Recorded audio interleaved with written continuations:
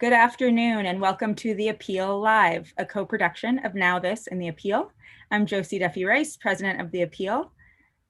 Ebony Williams is a mother of 5 who takes care of her elderly father, and despite Virginia's eviction moratorium, she told CBS in Virginia that her family was still facing an eviction in August because of gaps in the protections of Governor Ralph Northam's order, which was supposed to stop evictions and keep people in their homes during this crisis. But like many states, Virginia is facing significant budgetary shortfalls due to the economic slowdown. And although a nationwide vaccination effort is now underway, it will likely be months before life returns to anything resembling normal in Virginia and across the country. So Virginia's governor's race is really important, and it's seen as a political bellwether after each presidential election because Virginia is a purplish state and one of only 2 that will hold a regular gubernatorial election in 2021. Further complicating matters this year is the fact that its governor's office has been the source of crisis and scandal recently. Last year, Northam was the subject of scandal when photos emerged of him wearing blackface, and his lieutenant governor, Justin Fairfax, was accused of sexual assault.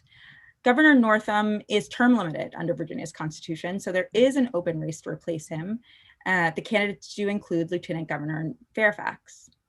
Our guest today that we're so grateful to have on is Jennifer Carroll Foy, who left her seat in the Virginia House of Delegates to focus on her run for the Democratic gubernatorial nomination. Prior to entering politics, Jennifer was a criminal defense attorney, and her first campaign focused on expanding Medicaid, raising the minimum wage, and reforming the justice system. If elected, Jennifer would be the first Black woman governor in US history. Thank you for being with us, Jennifer. Thank you for having me. So it's a competitive Democratic field this year. It includes Lieutenant Governor Fairfax, State Senator Jennifer McClellan, your fellow House of Delegates member Lee Carter, former Governor Terry McAuliffe. What sets you apart? The thing that sets me apart is that I understand intimately the challenges that Virginia families face because I live them. As a working mom with 2 jobs, raising 2 3-year-olds who refused to be potty trained during a pandemic, my husband and I struggle to pay a second mortgage every month called childcare while straddled with student loan debt. And if that's not the true American and Virginian story, then I don't know what is. So I've dedicated my entire life to helping the most vulnerable Virginians and giving a voice to the voiceless. As a former public defender, foster mom, and community organizer, I can truly say that I've served the people of Virginia my entire life, that I am looking to promote the greater good, that I have always put the people's interests above corporate interests. And even as a legislator, I have worked to get things done. Passing the resolution to make Virginia the 38th and final state needed to enshrine women's equality into the Constitution, passing Medicaid expansion so 500,000 Virginians can have access to health care, which is so important now during COVID, and passing the most substantive and robust package of bills to help workers and women and unions in Virginia's history. So the differences are clear.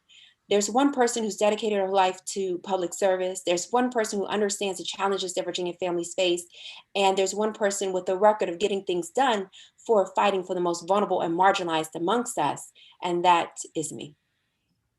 As someone who has also been trying to potty train a 3-year-old in the quarantine, I sympathize. And I wanted to talk to you a little bit about Northam's tenure in office and just ask you how yours would be different. You've been a real progressive leader at your time in the House of Delegates, and I'm interested to see how you think that you'll build on his work and do more.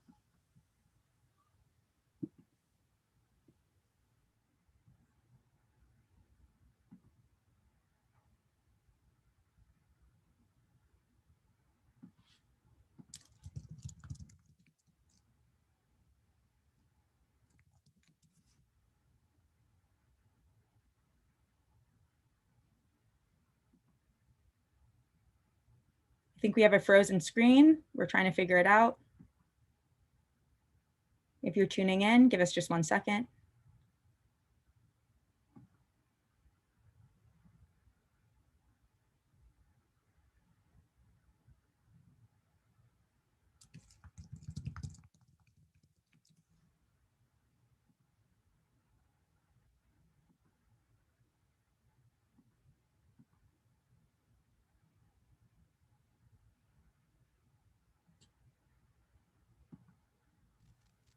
I apologize about that. I have no idea what happened. No problem. Thank you so much. I'm glad you're back. We didn't hear your answer to the question, so if you want to start from the beginning, perfect. I'm sorry, I didn't hear the question. Oh, okay. I was asking about Governor Northam's tenure in office and how yours would be different, how you plan on sort of building on his work and where you see yourself setting your work apart. Absolutely. So, one of the things that Governor Northam and I have in common is that we're both graduates from Virginia Military Institute. And so that military training has taught us how to lead from the front. And for me, it's taught me to never ask permission to do what's right, and to throw the sentiment of wait your time and wait your turn out the window. Because right now, Virginians are hurting and Virginians are struggling. And so the way I will build on what Governor Northam has been doing is I will be even bolder and more transformational in the policies that I push. So while we have worked to do a utility moratorium, more needs to be done because Dominion has profited almost $500 million off the back of ratepayers and over earnings. And they should have to return that money back to the people who need it the most, especially now during COVID, where people are trying to make decisions between paying their utility bills and putting food on the table. I will also support a real eviction moratorium here in Virginia until 2022, because as we know, a lot of those protections on the federal level are expiring or have expired. And so I appreciate some of the efforts that we have implemented to make it a little bit more difficult to readily evict people without giving them sufficient notice and opportunity to make good on the back rent. We need to know that people are about to be evicted in the middle of winter, right? So it's hard to shelter in place when there is no shelter. And Mhm. so making sure that we are more bold in our approach and what we do, also the information that we gather. I've sent letters to the administration saying we needed to quickly ensure that these private labs were giving us race and other demographic information. Because we didn't have it, it slowed our response to going into Black and Brown communities like the Latinx community, who were about 10% of the population, almost half of all COVID-19 contraction cases in Virginia. And we were slow to respond because we didn't have that information. So ensuring that we have those tools that we need to make evidence-based decisions and to respond accordingly, and ensure that the people who are most vulnerable are protected through this trying time is what I'm about and what I'm trying to do. And helping bus drivers have the PPEs and masks, the grocery workers, the domestic workers have the paid sick leave and the paid family medical leave that they should have and they deserve. It's great that we have this talking point about essential workers right now, and we call them heroes. But when they look at their paycheck, it says that they're expendable, and that shouldn't happen. And so, under a Jennifer Carroll Foy administration, there will be a lot of policies and bills and budgets that's passed to help the people who need it the most. Thank you. Um, let's talk about one of your main platform issues, which is the need to reform the criminal legal system, including ending the school to prison pipeline. Governor Northam recently laid out a set of legislative priorities that would reform the legal system to reduce costs of incarceration by legalizing marijuana, abolishing the death penalty. How would your platform compare to his? So I'm excited to say that I've carried the bill to legalize marijuana for several years. Yeah. I also champion legislation to reform our cash bail system. And here's why. I was the first public defender ever elected to the Virginia General Assembly. So while criminal justice reform may be a good talking point for some legislators at this time, it's something I've been fighting for since day one. And while I appreciate Governor Northam's effort and all of the great and historic measures we've passed thus far, I mean, we still have some ways to go. So under Governor Northam's administration, I was able to pass the bill to prohibit chokeholds being used by law enforcement officers. We passed bills to implement civilian review boards and a Marcus alert, where if a person is having a mental health emergency, that mental health workers are also dispatched in conjunction so they can de-escalate the situation and give people the assistance that they really need. And as a public defender every day, fighting for people who are 100% or more below the poverty line, and having to explain to a judge one day when he just didn't understand how my client didn't have $100 to pay for a bond, how he didn't have family members he could count on. And I had to unfortunately explain to the judge how my client informed me how he ate out of the trash before appearing for this hearing. Mm. It's unfortunate, but that's our system. Our system is stacked against black, brown, and poor communities, and it works a different way for the wealthy and everyone else. Because in Virginia, if you are more likely to be held pretrial if you are wealthy, and I'm sorry, you're more likely to be held pretrial if you're poor and innocent than if you're wealthy and guilty, and that is a real problem. And so that's why I've been carrying the cash bail reform bill in order to really address this, because we shouldn't profit from justice. And we really need to ensure that we end mass incarceration. And so to do that, reforming our cash bail system and legalizing marijuana are two of the steps to get us there. Absolutely. So, Virginia exported coal more than any other energy last year.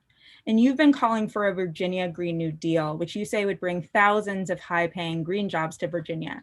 But what does that look like for people in Virginia who are working in fossil fuel industries? Mhm. So, most of our fossil fuel plants will be closed by 2025, and that is in large part due to the bill that I chief co patron called the Virginia Clean Economy Act, which made Virginia the first Southern state to have 100% zero carbon emissions standard. I also fought to put project labor agreements on offshore wind and ensure that our most cost sensitive communities are protected and there's a cap on how much their energy bills can increase to pay for us moving into this clean and green energy future.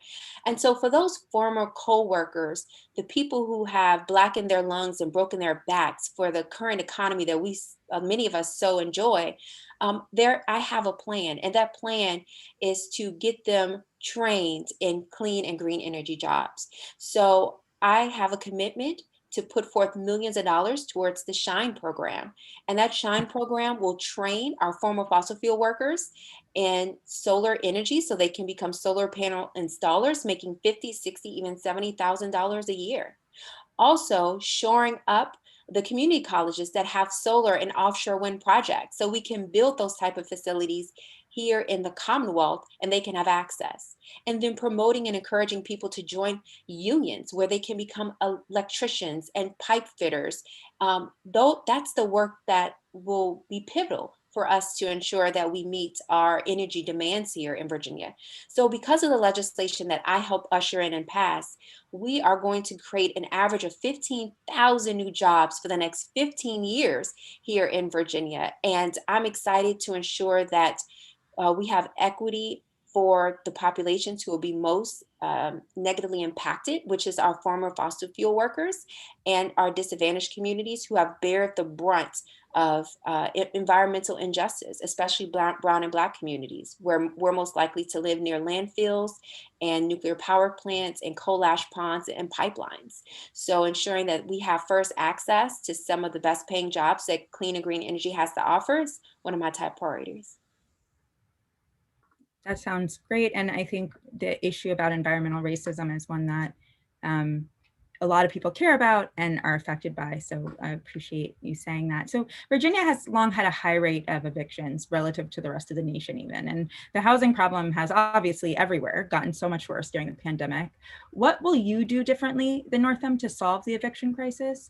You mentioned expanding, extending the eviction moratorium for another year. And what would you do to make sure that families like Ebony Williams' family are not lost in the gaps? Mhm. So, what I have suggested and helped propose is that we have a creative thinking when we're thinking about eviction moratoriums, because there are immigrant communities and other communities who don't have your traditional type of lease. Many people have subleases. There are some individuals who live in multi generational homes. And so we have to ensure that we're creative when we think about eviction moratorium and ensuring that we're giving full access to the rent relief program that we have here in Virginia. And so, as governor, I will continue to fund the rent relief program so we can help subsidize and keep people in their homes while also shoring up the eviction moratorium until 2022. And so, some of the things that need to happen is that we have to make more investment so we can hire more staff to process the backlog of applications that we have. There's some people who have petitioned for rent relief months ago and still have either heard no word or their applications have been lost in the process.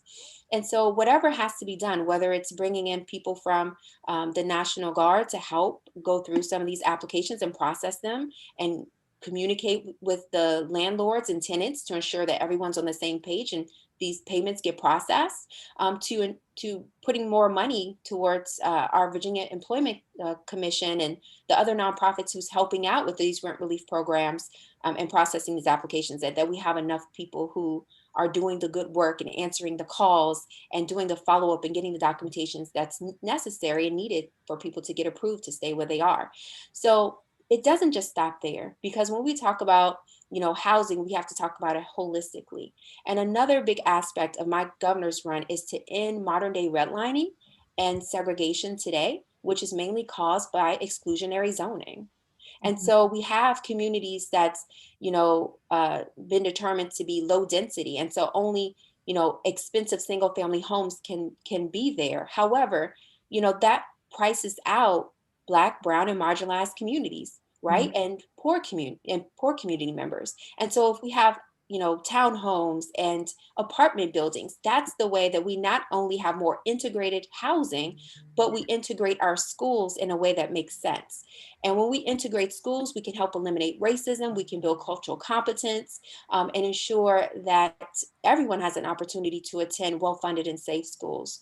Not only that, but addresses our transportation problem, because people can now afford to live where they work, which is a Mhm. huge issue, especially in Northern Virginia, where people spend 2 hours going 20 miles Mhm. from their home to their job. So Mhm. it's a multifaceted way that I look to approach housing, and it's something I'm really excited about. Thank you so much. So I just have one more question for you. I want to talk to you, and I'm sure people have brought up this comparison before. You're a Black woman from the state legislature. You're running for governor. So it's very reminiscent of Stacey Abrams, who narrowly lost her bid for governor of my state, Georgia, just a couple years ago. But her organizing efforts have obviously been just invaluable. She helped flip our state blue in 2020. So, what are the lessons that you're taking from Georgia's recent election cycles, or what you're seeing kind of across the country as you embark on this journey to become governor? So there's so many lessons to be learned from the wonderful organizing efforts of so many groups, not only Fair Fight Action, but Black Voters Matter, Mhm. the multiple different union and labor members who are down there fighting the good fight. And something that we learned is that, a ground game is what works. And so people talk about traditional means of just media and, papering people to death with the mailers, but it's Right. really a conversation. It's really reaching out. It's really being where people are. And that means social organizing, digital organizing, and being present on social media and in people's emails. So the great thing about being a millennial is that I understand all of these things and how successful it can be. And this is the way to win. We have to meet people where they are and speak to their values. Because it's not enough to talk negatively about your opponents. You have to give people a reason to vote. Why Mhm. should they show up? What's going to make a woman want to stand in line for 2 hours in the rain to cast her ballot? And it's going to be for an inspiring candidate who speaks to her issues and values, who has a record of getting things done, who she knows will not sell her out for corporate interests, and who will root out corruption in politics. Because that's what matters when we speak to people and we talk to their issues. That's what motivates them to show up. And that's how we're going to build a diverse coalition of voters throughout Virginia by voter, registering, communities that have been ignored, neglected, and left behind. Our AAPI community, right? Our Latinx population, our Black community, our college students. These individuals have gone to the margins of victory for a lot of these campaigns and these elections. And we've identified that. And so we are ready. We are battle tested. In my delegate race, I had more votes than the governor, lieutenant governor, and the attorney general as a down ballot legislative candidate. And it's because I believe in talking to everyone and going everywhere and speaking to people values and focus on what unites us more than what divides us. And that is exactly how we're going to win this race.